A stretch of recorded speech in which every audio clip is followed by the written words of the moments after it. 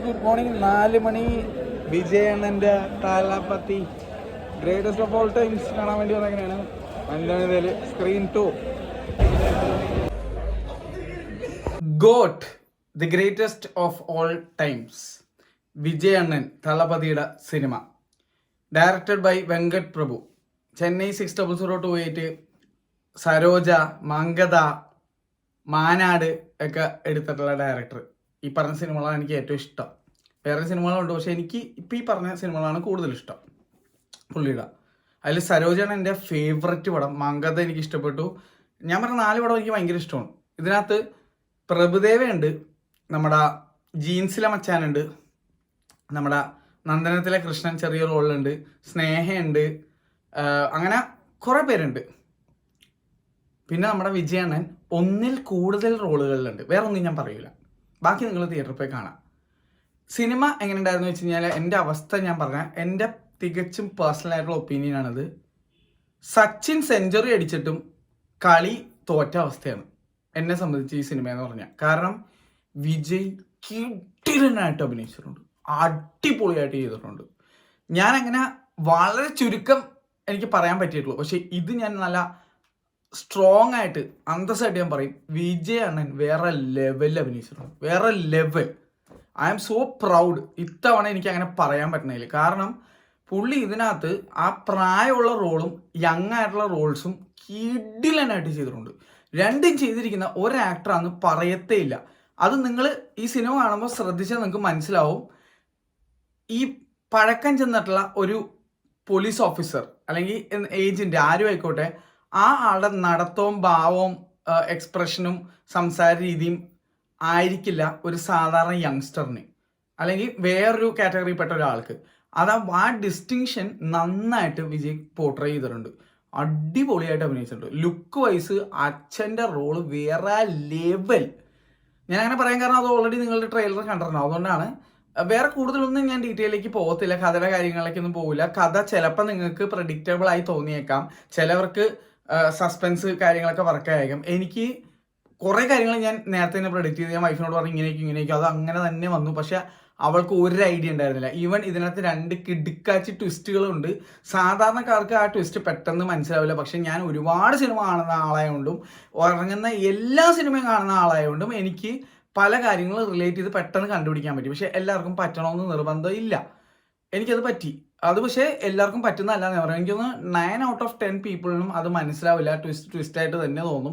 ഞാൻ ഒരുപാട് സസ്പെൻസ് പടം കാണുന്ന ആളായതുകൊണ്ട് സസ്പെൻസ് സംഭവങ്ങൾ ഒരുപാട് വായിക്കുകയൊക്കെ ചെയ്തിട്ടുള്ള ഒരാളായതുകൊണ്ട് ഞാൻ പറയുന്നതാണ് എനിക്കത് പെട്ടെന്ന് മനസ്സിലായത്. അല്ലാതെ പെട്ടെന്ന് നിങ്ങൾക്ക് കത്താൻ ചാൻസ് കുറവാണ്. പിന്നെ ഈ ഒരു ഡയറക്ടറിൻ്റെ ഒരു ട്രെയ്റ്റ് ഉണ്ട്, അതായത് നമ്മൾ ഒരിക്കലും പ്രതീക്ഷിക്കാത്ത ഒരാളെ ട്വിസ്റ്റിലൂടെ വില്ലനാക്കുന്നത് അല്ലെങ്കിൽ അങ്ങനെയൊക്കെ സംഭവങ്ങൾ അത് പൊതുവെ എപ്പോഴും നടക്കാറുണ്ട്. പുള്ളിയുടെ എല്ലാ സിനിമയിലും നടക്കാറുണ്ട്. അതുകൊണ്ട് തന്നെ എനിക്ക് ഉറപ്പെന്നാ നമ്മൾ ഈ ഉദ്ദേശിക്കുന്ന ആൾക്കാരൊന്നുമല്ല ഇയാളായിരിക്കും എന്നുള്ള ആ ഒരു സംഭവത്തിലൂടെയാണ് ഞാൻ കണ്ടുപിടിച്ചത്. പക്ഷെ അനുപയ്ക്ക് എൻ്റെ വൈഫിന് കണ്ടുപിടിക്കാൻ പറ്റിയില്ല, ഒരുപാട് പേർക്ക് അത് കണ്ടുപിടിക്കാൻ പറ്റിയിട്ടില്ല. എന്തായാലും നല്ല കാര്യമാണെന്ന് ഞാൻ പറയും. കാരണം as a writer, as a director അവർ വിജയിച്ചിരിക്കുന്നു. കാരണം സ്ഥിരമായിട്ട് കാണുന്ന ഒരാളെ പെട്ടെന്ന് ട്വിസ്റ്റ് കാണിച്ച് ഇതാക്കാൻ പറ്റില്ല. പക്ഷേ സാധാരണ ഒരു പ്രേക്ഷകനും ഈസി ആയിട്ട് അവർക്ക് ചെയ്യാൻ പറ്റിയിട്ടുണ്ടെങ്കിൽ അത് നല്ലൊരു ട്രൈറ്റ് തന്നെയാണ്. പിന്നെ ഇതിലെ ഏറ്റവും വലിയ വില്ലൻ ആരാന്ന് വെച്ചാൽ ഞാൻ പറയും ഈ സിനിമയിലെ വില്ലൻ സിനിമയിലെ കഥാപാത്രമായ വില്ലനല്ല, ഇതിൻ്റെ മ്യൂസിക് ഡയറക്ടറാണ്. കാരണം അത് എൻ്റെ അഭിപ്രായമാണ്. കാരണം വിജയുടെ സിനിമയിൽ ആദ്യമായിട്ടാണ് എൻ്റെ മനസ്സിൽ ഇത്രയും കൂറ പാട്ടുകൾ ഞാൻ കേൾക്കുന്നത്. നല്ല ബീജി വരുന്നു, പക്ഷെ ഇത്രയും കച്ചറ ആയിട്ട് എനിക്ക് വിജയുടെ ഒരു സിനിമയിലെ പാട്ട് എനിക്ക് തോന്നിയിട്ടില്ല. ആ പുലി എന്ന് പറഞ്ഞ സിനിമയിൽ പോലും നല്ലൊരു പാട്ടുണ്ടായിരുന്നു. ഈ സിനിമയുടെ അവസ്ഥ എനിക്ക് ആ ഒരു കാര്യം കേൾക്കുമ്പോൾ എനിക്ക് സങ്കടം തോന്നുകയാണ്. കാരണം വിജയുടെ സിനിമ എന്ന് പറഞ്ഞാൽ സിനിമ എത്ര മോശമായാലും അല്ലെങ്കിൽ സിനിമ വിജയിച്ചില്ലെങ്കിൽ പോലും വിജയുടെ സിനിമകൾ ഇഷ്ടപ്പെട്ടില്ലെങ്കിൽ പോലും അതിലെ പാട്ടുകൾ ഗംഭീരമായിരിക്കും. ഇതിനകത്ത് ഒരു നല്ല പാട്ടെന്ന് പറയാൻ ഒരെണ്ണം പോലും എനിക്ക് ഫീൽ ചെയ്യില്ല, ഒരെണ്ണം പോലും. ബീജിയം നല്ലതായിരുന്നു, ഒരു കുഴപ്പമുണ്ടായിരുന്നില്ല. പക്ഷേ പാട്ടുകളുടെ ലിറിക്സൊക്കെ മാങ്ങമ്പറി ചെളിക്കുത്ത് ലെവലായിട്ട് വരുന്നു. ശോകം എന്നാണ് എൻ്റെ അഭിപ്രായം. വൻ ശോകം. പാട്ടുകളാണെങ്കിൽ അതിലും ശോകം. ലിറിക്സോ കൂറ പാട്ടോ അതിൻ്റെ അപ്പുറം ശോകമായിട്ടാണ് എനിക്ക് ഫീൽ ചെയ്തത്. അത് എൻ്റെ ഒരു അഭിപ്രായം പറഞ്ഞു. അത്രയും മോശമായിട്ടാണ് ഞാൻ അങ്ങനെ പറഞ്ഞത്. എനിക്ക് അത്രയും മോശമായിട്ട് ഫീൽ ചെയ്തുകൊണ്ടാണ് ഞാൻ അങ്ങനെ തന്നെ പറഞ്ഞത്.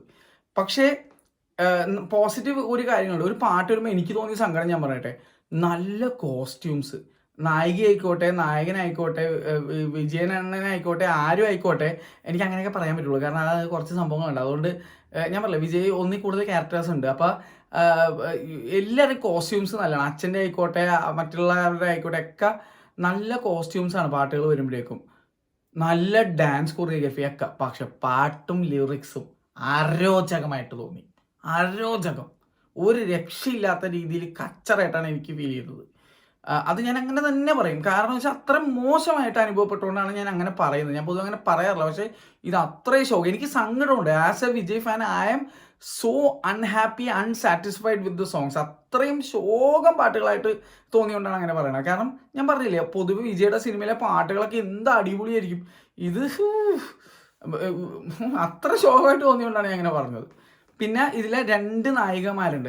രണ്ടല്ലല്ലോ, 2 നായികമാരും പിന്നെ ഒരു സ്പെഷ്യൽ അപ്പിയറൻസ് ഒരു നായികയുണ്ട് ഇതിനകത്ത്. ഒരു ഡാൻസിൽ ആരാണെന്ന് പറയുന്നില്ല, നിങ്ങൾ എൻജോയ് ചെയ്തോ, അതുകൊണ്ട് ഞാൻ പറയുന്നില്ല ആരാന്നുള്ളത്. പിന്നെ ഒരു കാര്യം ഞാൻ പറഞ്ഞേക്കാം, വന്ന് കൊണാന്ന് പറഞ്ഞ് സസ്പെൻസോ അല്ലെങ്കിൽ ട്വിസ്റ്റുകളോ അല്ലെങ്കിൽ സ്പോയിലേഴ്സ് കമൻസിലിട്ട് അടിക്കാൻ തൂക്ക് കൊടുന്ന് ഉള്ള കാര്യം പറഞ്ഞേക്കാൻ അത് ഞാൻ പറയുന്നതാണ്. അങ്ങനെ കമൻറ്റ് ഇടുന്നവന്മാരൊക്കെ ചാനലിൽ നിന്ന് അപ്പം തന്നെ ചവിട്ടി പുറത്താക്കണതാണ്. നേരെ ഞാൻ കിക്ക് ചെയ്ത് കളയും, പെർമനൻ്റ്ലി ബ്ലോക്ക് ചെയ്ത് കളയോട്ടാ. ഈ മറ്റുള്ളവരുടെ ആസ്വാദനത്തെ നശിപ്പിക്കുന്ന രീതിയിൽ വന്ന് ഇവിടെ കയറി ഓരോ സാധനങ്ങൾ കൊണാടിച്ച് കഴിഞ്ഞാൽ കമൻറ്റിൽ. അത് ഞാൻ കാര്യമായിട്ട് പറയുന്നതാണ്. പിന്നെ സിനിമയുടെ ബാക്കിയുള്ള കാര്യങ്ങൾ നോക്കുകയാണെങ്കിൽ DAG ട്രെയിലർ കണ്ട പോലെ അല്ല. ട്രെയിലറിൽ എനിക്ക് കുറേ പേർക്ക് ഇഷ്ടപ്പെട്ടില്ല. എനിക്ക് ഇഷ്ടപ്പെട്ട ആൾക്കാരിൽ ഒരാളായിരുന്നു. പക്ഷേ ഇതിനകത്ത് വന്നപ്പോഴേക്കും കുറച്ചുകൂടി നന്നായിട്ട് ഫീൽ ചെയ്തു. സിനിമയിലേക്ക് തിയേറ്ററിൽ വന്ന് കണ്ടപ്പോഴേക്കും DAG വളരെ നന്നായിട്ട് ചെയ്തതായിട്ട് ഫീൽ ചെയ്തു. ചിലവർക്ക് അത് പറ്റില്ലായിരിക്കാം, പക്ഷേ for me I was satisfied. എനിക്ക് സാറ്റിസ്ഫാക്ഷൻ തോന്നാത്തൊരു കാര്യം, ഇതിനകത്ത് നമ്മുടെ മരണപ്പെട്ടു പോയ ഒരു തമിഴ് നടന് ഒരു ട്രിബ്യൂട്ട് കൊടുത്തിട്ടുണ്ട്. അപ്പം ആളുടെ ഫേസ് ഇങ്ങനെ CGI ചെയ്തിട്ടുണ്ട്. അത് എനിക്ക് അത്ര ദഹിച്ചില്ല. പക്ഷെ ഒരു ട്രിബ്യൂട്ട് ആയതുകൊണ്ട് ഞാൻ കുറ്റം പറയുന്നില്ല, പക്ഷേ എനിക്ക് ഇഷ്ടപ്പെട്ടില്ല. അത് അത്ര എനിക്ക് പറയാനുള്ളൂ. ആ നടന് കൊടുത്ത ട്രിബ്യൂട്ടിനെ ഞാൻ മാനിക്കുന്നു, പക്ഷേ അത് അത്ര കറക്റ്റ് ആവാത്ത പോലെ എനിക്ക് ഫീലായി. ആരാണെന്ന് ഞാൻ പറയുന്നില്ല, അതും നിങ്ങൾക്ക് നിങ്ങളുടെ ആസ്വാദനത്തിനെ നശിപ്പിക്കേണ്ടല്ല എന്ന് വെച്ചിട്ടാണ് ഞാൻ പറയാത്തത്. എന്തായാലും ആ ഒരു പോർഷൻ മാത്രം എനിക്ക് പിടിച്ചില്ല. പിന്നെ എല്ലാ സിനിമയിലും ഒരേ ട്രെയിൻ, ഒരേ ഡെസേർട്ട്, ഒരേ ടൈപ്പ് സാധനം. ഇപ്പം ധൂം 2 ഞാൻ കാണാൻ തുടങ്ങിയതാണ് ഈ ട്രെയിനിൻ്റെ അകം. ഇപ്പം അതേ ഇതിനകത്തും കണ്ട് ഇങ്ങനെ കുറേ സിനിമയിൽ ഇതേ ട്രെയിൻ, എനിക്കൊന്ന് രാമോജിയിലോ എങ്ങാണ്ടുള്ള ട്രെയിനാണെന്നുണ്ട്. ആ ട്രെയിൻ തന്നെയാണ് എല്ലാ സിനിമയിലും കാണിക്കുന്നത്. അപ്പം ട്രെയിൻ കണ്ട് മടുത്ത് അതിൻ്റെ ഇൻറ്റീരിയറെങ്കിലും ഒന്ന് മാറ്റം വരുത്തി കൂടെ എന്നൊക്കെ തോന്നിപ്പോയി. അങ്ങനെ കുറച്ച് ചെറിയ ചെറിയ നിറ്റ്പിക്കിങ്സേ ഉള്ളൂ. പിന്നെ സിനിമ ഞാൻ പറഞ്ഞില്ലേ, വിജയ് അത്രയും ഭംഗിയായിട്ട്, അത്രയും സൂപ്പറായിട്ട്, അത്ര അടിപൊളിയായിട്ട് അഭിനയിച്ചിട്ടും സിനിമയുടെ അവസ്ഥയെന്ന് പറഞ്ഞു കഴിഞ്ഞാൽ റബ്ബർ ബാൻഡ് പോലെയാണ്. ഫസ്റ്റ് ഹാഫിൽ നല്ലൊരു തുടക്കത്തിൽ ഇങ്ങനെ തുടങ്ങിയിട്ട് പിന്നെ ഒരു സ്നേഹമായിട്ടുള്ള ഫാമിലി രംഗമുണ്ട്. എൻ്റെ പൊന്നി എത്ര നേരമെന്നറിയാമോ, ഭർത്താവിനെ സംശയിക്കണ ഭാര്യ, കുറേ കച്ചറ സാധനങ്ങൾ ഇതിനകത്ത് കുത്തിക്കയറ്റി വെച്ചായിട്ട് എനിക്ക് ഫീൽ ചെയ്തു. ഒരു കാര്യമില്ലാണ്ട് ഒരു അച്ഛൻ മകൻ റിലേഷൻഷിപ്പ് എസ്റ്റാബ്ലിഷ് ചെയ്യാനുള്ള ഒരു ഗ്യാപ്പ് ഉണ്ട്. അത് ഓക്കെ, അത് നന്നായിട്ടുണ്ട്. പക്ഷേ ഈവൻ ഇതിനകത്ത് കുറേ ഇമോഷണൽ രംഗങ്ങളുണ്ട്. വിജയ് കരയുന്ന ഒരുപാട് ഇമോഷണൽ രംഗങ്ങൾ വരുന്നുണ്ട്. എല്ലാം അടിപൊളിയായിട്ട് ചെയ്യുന്നുണ്ട്. പൊതുവെ വിജയ് കരയുന്ന സമയത്ത് കൈ മറച്ചു പിടിച്ചിട്ട് മാക്സിമം കരച്ചിൽ അവോയ്ഡ് ചെയ്യാൻ, അല്ലെങ്കിൽ കരയുമ്പോഴേക്കും ഭയങ്കര ആർട്ടിഫിഷ്യലായിട്ടാണ് എനിക്ക് ഫീൽ ചെയ്യാറ്. പക്ഷേ ഈ സിനിമയിൽ വിജയ് നന്നായിട്ട് അഭിനയിച്ചിട്ടുണ്ട്. ഇമോഷണൽ സീനൊക്കെ അടിപൊളിയായിട്ട് അഭിനയിച്ചിട്ടുണ്ട്. സൂപ്പറായിരുന്നു. വേറെ ഉണ്ട് വിജയുടെ കുറച്ച് സിനിമകളിൽ നന്നായിട്ട് കരയുന്നത്, അഭിനയിച്ചിരിക്കുന്നത്. പക്ഷേ കുറേ നാളുകൾക്ക് ശേഷമാണ് ഈ ഒരു സിനിമയിലാണ് ഞാൻ വിജയ് നന്നായിട്ട് ആ ഇമോഷണൽ രംഗങ്ങൾ അഭിനയിച്ച് ഞാൻ കണ്ടത്. അത്രയും സൂപ്പറായിട്ട് വിജയ് ചെയ്തിട്ടുണ്ട്. അതുകൊണ്ട് നല്ലതിന് നമ്മൾ എന്നും നല്ലതെന്ന് തന്നെ പറയും. എനിക്ക് ഇഷ്ടപ്പെട്ട ആക്ടറായാലും ശരി, എങ്ങനെയായാലും ശരി, വിജയനെ ഞാൻ ഇഷ്ടപ്പെടുന്ന ഒരു ആരാധകനാണ്. അതുകൊണ്ട് തന്നെ ഞാൻ ഏത് സിനിമ വരുമ്പോഴും എനിക്ക് എന്താണ് തോന്നിയെന്നുള്ളത് തുറന്ന് പറയുന്നത്. ഞാനൊരു അന്ധമായ ഫാനൊന്നുമല്ല. വിജയുടെ സിനിമ ഓൾമോസ്റ്റ് എല്ലാ സിനിമകളും ഫസ്റ്റ് ഡേ ഫസ്റ്റ് ഷോ തന്നെ പോയി കണ്ടിരിക്കുന്നത്. ഞാൻ വിജയനെ പറ്റി എനിക്ക് ഇഷ്ടപ്പെടാത്ത എന്തെങ്കിലും കാര്യങ്ങൾ സിനിമയിലുള്ള ക്യാരക്ടറിനെ പറ്റി പറഞ്ഞെന്ന് വെച്ചാൽ എനിക്ക് വിജയനെ ഇഷ്ടമല്ല എന്നല്ല അർത്ഥം. അത് മാത്രമല്ല, ഞാൻ വിജയുടെ സിനിമകളുടെ കണ്ടിട്ട് അതിൻ്റെ അഭിപ്രായം എന്തെങ്കിലും പറഞ്ഞ ഉടനെ തന്നെ ഞാൻ വേറെ ഏതെങ്കിലും നടൻ്റെ ഫാനായി പോകണമെന്നില്ല. ഞാൻ എല്ലാ നടന്മാരുടെയും ഫാനാണ്, എല്ലാ നല്ല എൻ്റർടൈനേഴ്സിൻ്റെയും ഫാനാണ്. ഞാൻ വിജയ് സിനിമ കാണാൻ പോകുന്നത് വിജയുടെ വൈബ് കാണാനും, വിജയുടെ സ്വാഗ് കാണാൻ, വിജയൻ്റെ ഡാൻസ് കാണാൻ വേണ്ടിയിട്ട് തന്നെയാണ്. വിജയന് ഇഷ്ടമുള്ളതുകൊണ്ടാണല്ലോ പൈസ മുടക്കി സിനിമ കാണാൻ പോകുന്നത്. അപ്പോൾ എനിക്കെന്ത് തോന്നി എന്നുള്ളത് ഞാൻ തുറന്ന് പറയുന്നതേ ഉള്ളൂ. ഞാനിപ്പോൾ എന്തെങ്കിലും ഒരു കാര്യം എനിക്ക് ഇഷ്ടപ്പെട്ടില്ല എന്ന് പറഞ്ഞ് അതിൻ്റെ അർത്ഥം ഞാൻ വിജയ് ഹേറ്റർ ആണെന്നോ അല്ലെങ്കിൽ മറ്റേ എന്താ പറയുക അങ്ങനത്തെ ഒരു കോൺസെപ്റ്റിലുള്ള കുറേ മണ്ടന്മാർ ഇവിടെ ഉണ്ട്. ആ മണ്ടന്മാരൊന്നും ഞാൻ ഇവിടെ മൈൻഡ് ചെയ്യണം. കാരണം അവന്മാരൊക്കെ ഞാൻ വെറും എന്താണ് ഞാൻ ഒരു വിലയും കൽപ്പിക്കുന്നില്ല അങ്ങനെമാരെ. കാരണം അങ്ങനെയുള്ള ആൾക്കാർ എന്ന് വെച്ചാൽ ഈ അവരുടെ ഇഷ്ടങ്ങൾ മറ്റുള്ളവരിലേക്ക് അടിച്ചേൽപ്പിക്കുന്ന കുറേ ഒരു മാനസികമായ വിഭ്രാന്തിയുള്ള കുറേ ഭ്രാന്തന്മാരായിട്ടാണ് ഞാൻ കണ്ടേക്കുന്നത്. അവരെയൊന്നും ഫാൻസായിട്ട് പോയി ഞാൻ കാണും. കാരണം അങ്ങനത്തെ ആൾക്കാർ വിജയ് ഫാൻസിന് അല്ലെങ്കിൽ ഏത് ഫാൻസിനും അപമാനമെന്ന് ഞാൻ പറയും. വെരിത്തരം കുറേ ടീമുകളുണ്ട്. എനിക്ക് അവന്മാരെ എനിക്ക് ഇഷ്ടമല്ല, എനിക്ക് തീരെ ഇഷ്ടമല്ല അങ്ങനത്തെ ടീമുകളാണ്. അപ്പോൾ ഞാൻ കാണുന്നത് ഒരു ഫാൻ എന്ന് പറഞ്ഞു കഴിഞ്ഞാൽ എപ്പോഴും തുറന്നു പറയണമെന്നുള്ളതാണ്. ഇഷ്ടപ്പെട്ടെങ്കിൽ ഇഷ്ടപ്പെട്ടു എന്ന്, ഇല്ലെങ്കിൽ ഇല്ലാന്ന് തുറന്നു പറയണം. അല്ലെങ്കിൽ വേറൊരാളത് പറയുമ്പോൾ അത് മാനിക്കണം. അല്ലാണ്ട് അയാൾക്ക് എന്തോടാ എനിക്ക് ഇഷ്ടപ്പെട്ടു നീ ഇഷ്ടപ്പെട്ടേ പറ്റുള്ളൂ എന്ന് പറയണവന്മാരൊന്നും ഫാൻസായിട്ടോ അല്ലെങ്കിൽ നല്ലൊരു വിഭാഗമായിട്ട് ഞാൻ കൺസിഡർ ചെയ്യാറില്ല. അപ്പോൾ ഈ സിനിമയിലേക്ക് വരുമ്പോഴേക്കും ഫസ്റ്റ് ഹാഫ് ഞാൻ പറഞ്ഞില്ല, ഫസ്റ്റ് ഹാഫിലെ കുറച്ച് ആ ഒരു ഭയങ്കര വലിച്ചു നീട്ടലുണ്ട്. അതിനുശേഷം പടം ഒന്ന് ഗ്രിപ്പായതിനു ശേഷം ഫസ്റ്റ് ഹാഫ് ആ ഒരു എന്താ പറയുക ഇന്റർ ബ്ലോക്കിൻ്റെ അവിടെ ഒരു കിടിലൻ സാധനമുണ്ട്. അടിപൊളിയായിരുന്നു എന്ന് പറഞ്ഞാൽ അടിപൊളിയായിരുന്നു. എനിക്കത് പ്രഡിക്റ്റബിൾ ആയിരുന്നു, വൈഫിന് പ്രഡിക്റ്റബിളേ അല്ലായിരുന്നു. പക്ഷേ അടിപൊളി സാധനമായിരുന്നു. അടിപൊളിയായിട്ട് ഫസ്റ്റ് ഹാഫ് എൻഡ് ചെയ്ത് സെക്കൻഡ് ഹാഫിലേക്ക് വന്നപ്പോഴും കുറേ സ്ഥലത്തൊക്കെ ഭയങ്കര നല്ലതാണ്. പക്ഷേ ഈ ഒരു വലിച്ചിട്ടില്ല മൊത്തത്തിൽ. എനിക്കത് ഫസ്റ്റ് ഹാഫ് ആയത് ഏകദേശം 1.5 മണിക്കൂറായപ്പോഴാണ്. അതിനുശേഷം വീണ്ടും ഒരു 1.5 മണിക്കൂറുണ്ട്. മൊത്തം 3 മണിക്കൂർ അടുത്തെന്തോ ഈ സിനിമയുണ്ട്. 3 മണിക്കൂർ താഴെ എന്തോ കറക്റ്റ് റൺ ടൈം എനിക്കറിയില്ല. പക്ഷേ മടുപ്പിച്ച്, അതാണ് ഒരു പ്രശ്നം. അത് എന്തിനാണ് ഇങ്ങനെ കുറേ കൈയടിക്കാനുള്ള രംഗങ്ങളുണ്ട്, കുറേ മാസ സാധനങ്ങളുണ്ട്, എല്ലാം ഉണ്ട്. പക്ഷേ നമ്മളിങ്ങനെ ഇരുത്തി മുഷിപ്പിക്കുന്ന ഒരവസ്ഥയിലേക്ക് എത്തിച്ചുപോയി.